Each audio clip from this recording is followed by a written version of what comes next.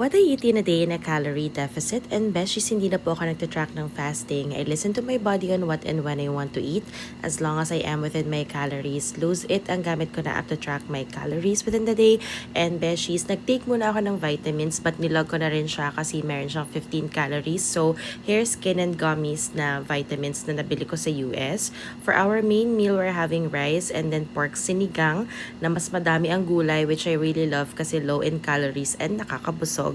For our merienda naman, nagluto si mama ng tikoy. So, nag-crave ako and tumikim lang ako ng konti. And for our last meal of the day, naalala nyo ba guys yung niluto ko na beef with mixed veggies? So, yan, nilagyan ko lang siya ng rice and then ginawa ko siyang fried rice but hindi na ako dyan nag-add ng oil.